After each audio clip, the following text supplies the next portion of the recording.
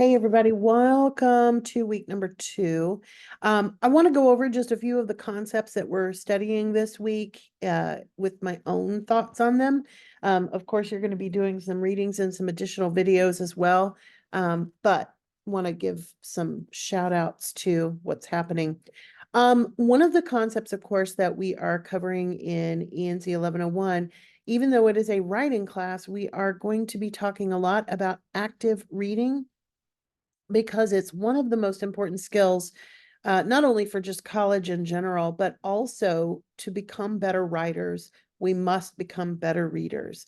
You'll notice that it is one of the learning outcomes for ENC 1101 across the board.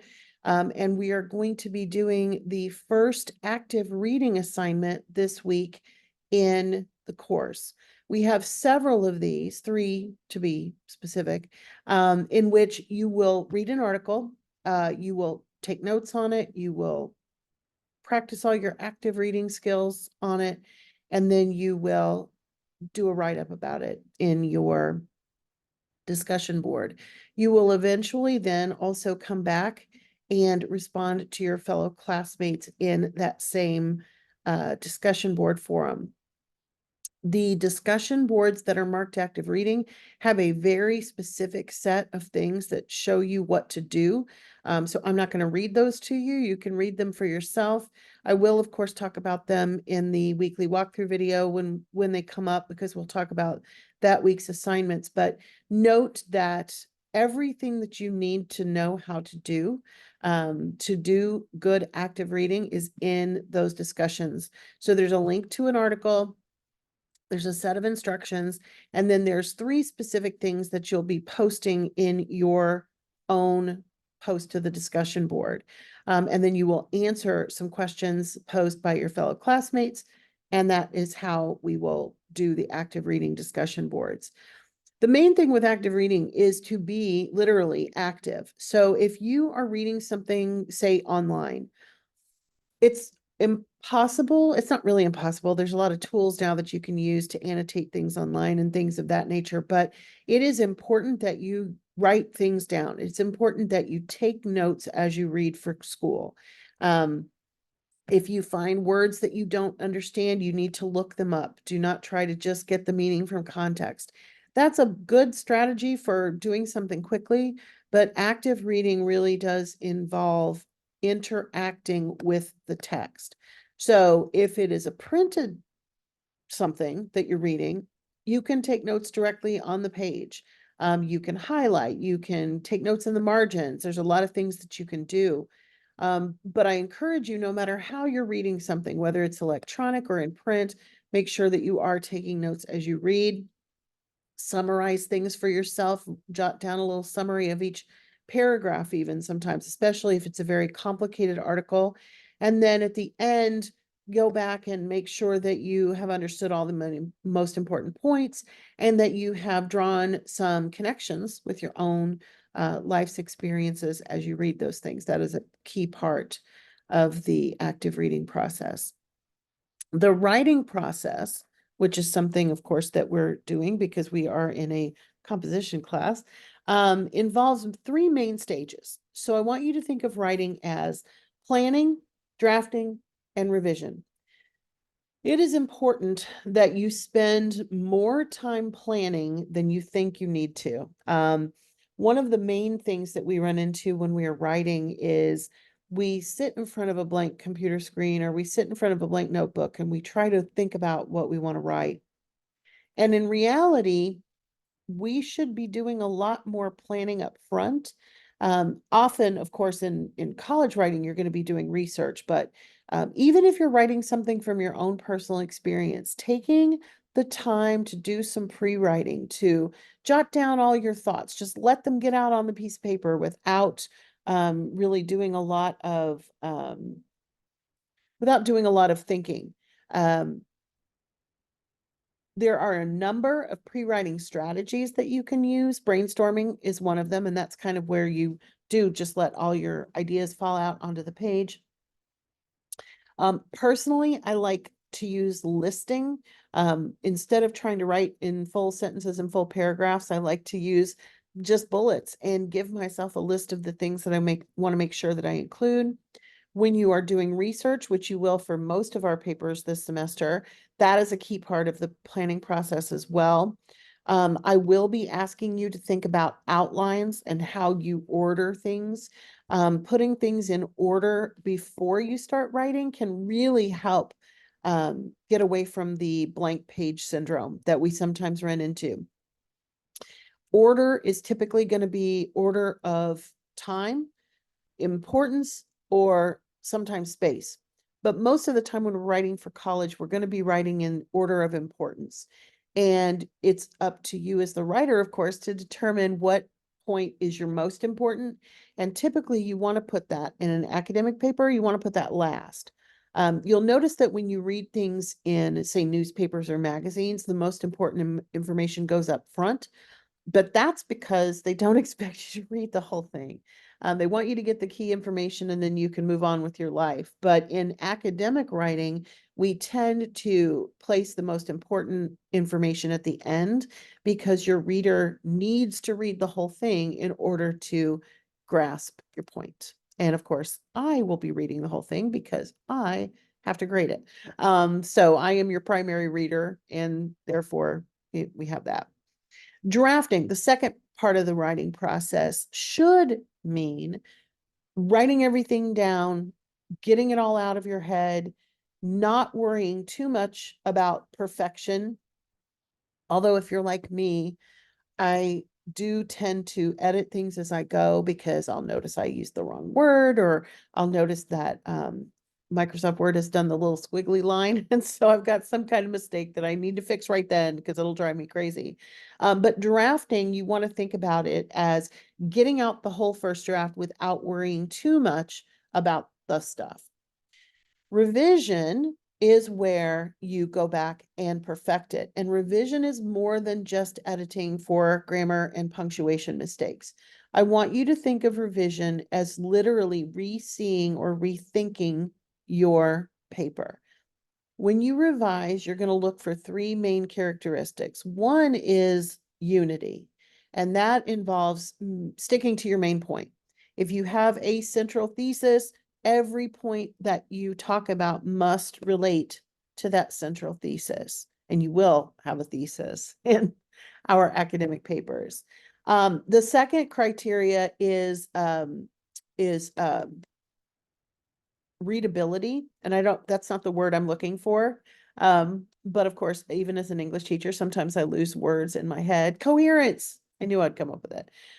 For a piece of writing to be coherent, it needs to be in a logical, clear order, and it needs to be written in such a way that you help guide the reader through your points. We tend to do that with things like transitional words and phrases. We can get carried away using the same ones over and over again. But when you have somebody else read your paper, and that, by the way, is the best way to choose or to check for coherence, because of course it makes sense to you, you wrote it. But if you have somebody else read your paper and they are having a hard time following along, sometimes it's just a matter of adding in some words or phrases that help guide the reader from point to point. You just want to be careful about using the sdon't ones too often. You definitely don't want a 10-page research paper that starts with first, second, third, fourth. You don't want to number your points necessarily, but you can mix up transitions. You can use all kinds of different words and phrases to help guide the reader. And there's a lot of really good resources for that online. So if you do find yourself using the same transitions over and over again, check that out. The last one is development. Now, in school, unfortunately, most of the time when we are revising for development, we are revising or adding to make sure it's long enough. And in an ideal world, we don't think of development that way. We think of development as, have I adequately proven my point? Are there enough details to back up what I have said? So that's how I want you to think about development. Try not to stress out too much over the length. In fact, if you play your cards right and you really just get the draft out the first set of stuff after you've planned, you should have things to delete from that draft, not having to go back and add a whole bunch of extra stuff. Now, that doesn't always play out in real life, but that is the ideal.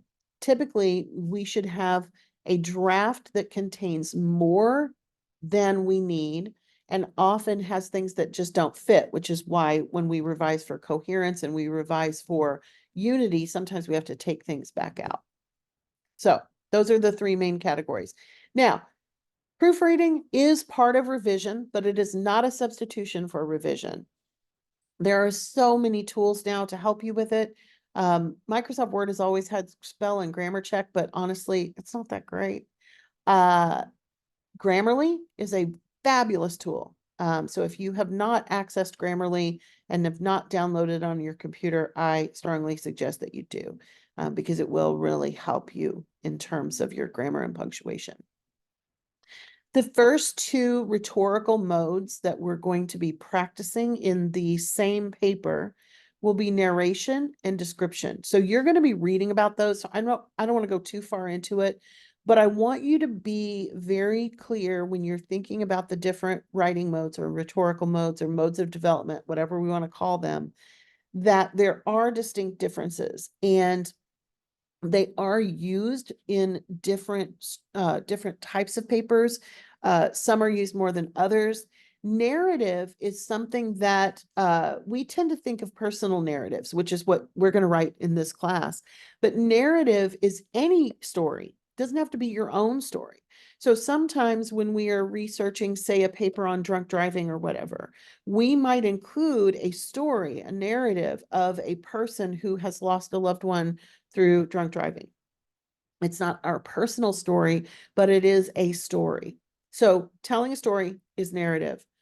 There's a special kind of narrative called a process analysis. We're not going to be doing one separately in this course because it's so short, but process analysis is something you use a lot in college and in life, because if you think about it, in science classes, for example, you always do lab reports. Those are analyses of the process that you went through.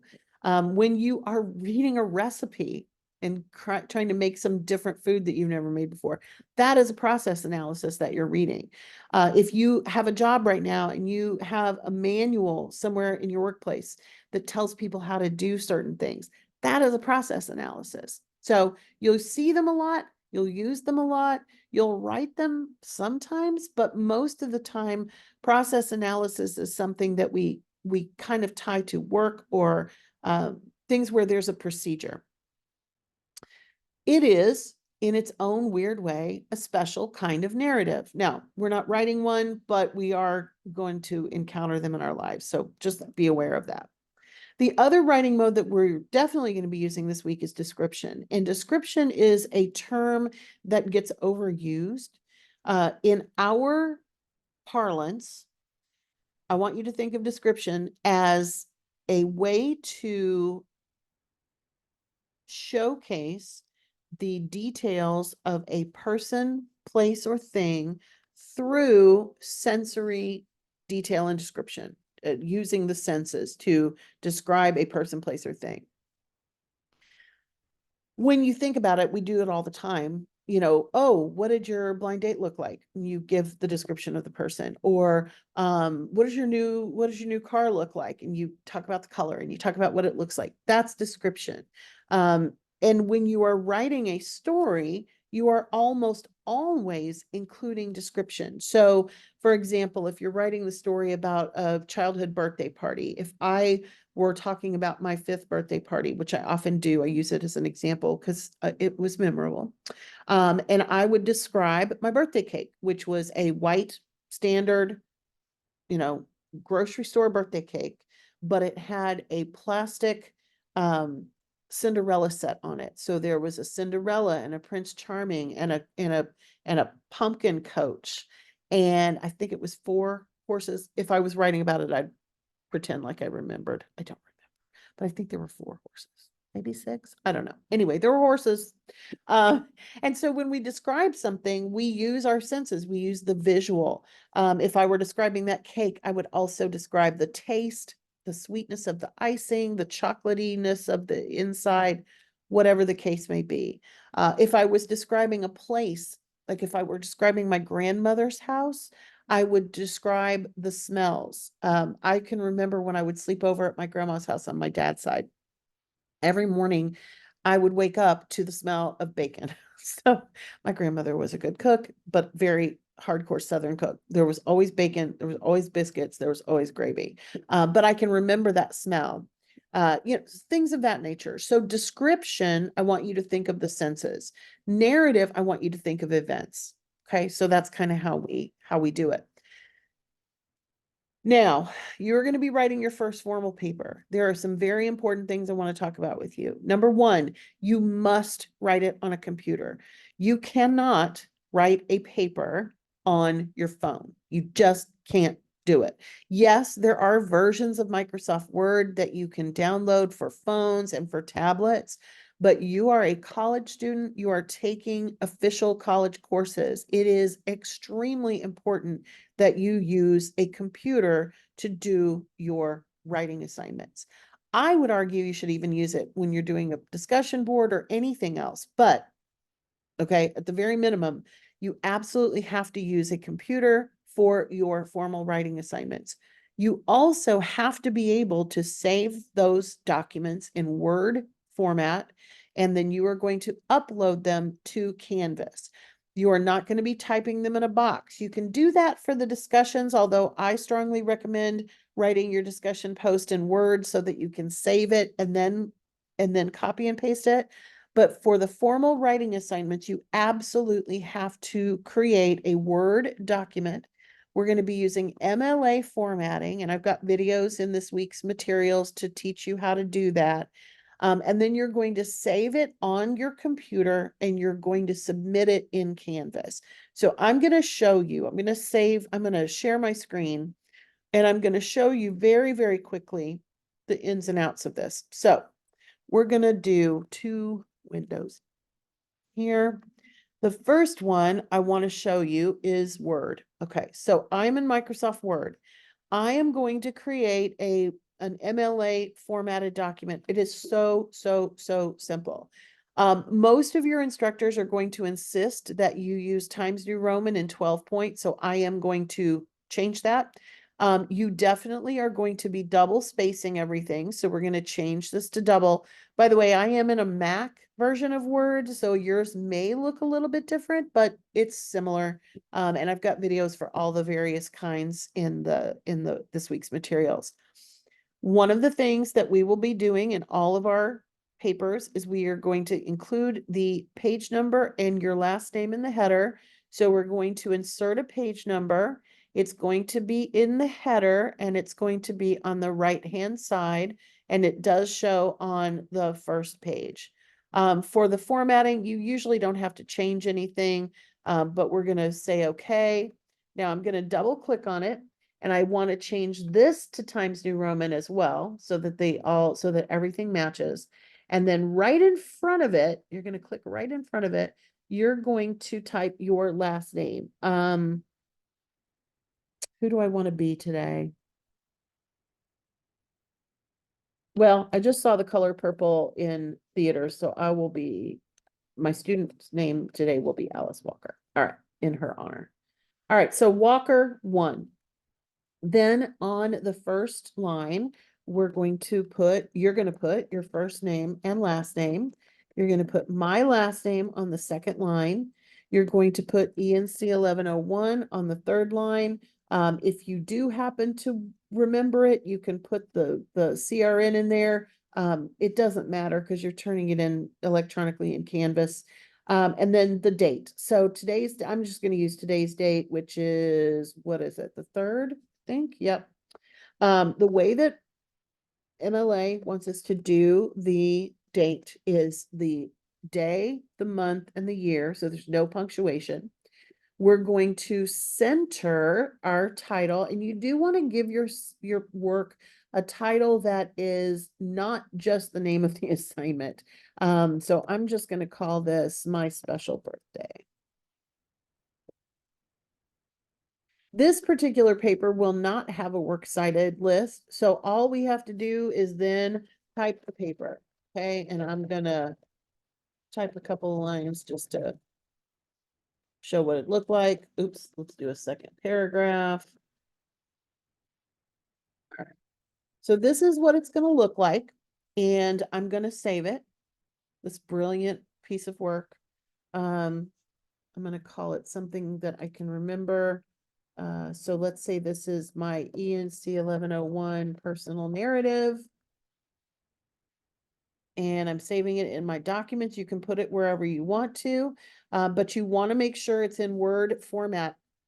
If you're using a different program, I'm on a Mac, for example, so I could do this in Pages. You can use Google Docs. You can use whatever you want, but you do have free access to Word in Microsoft 365. So there is no reason not to use Microsoft Word itself. So we're going to save that. Uh-oh, I already have one. Let me call that 2. There we go. All right, so I have it saved. I don't need it open anymore, but now I'm going to turn it in. So let me do one quick thing. I need to click over to student view here. And this is what your document, this is what everything will look like when you see it. So in week 2, we're going to click on the personal narrative because that's where you're going to submit this. We're going to click on start assignment. And the only thing you should be doing is uploading a file. Now, I have not played around with using 365 directly in here. Allegedly, you can do it, but that makes me very nervous. I would save it on my computer so that you have access to it.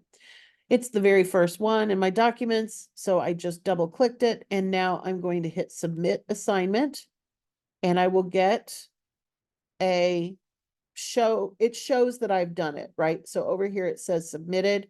And then if I wanted to do another one, let's say I found a disaster in it and I needed another one, you can turn this in more than one time. Okay. So keep that in mind.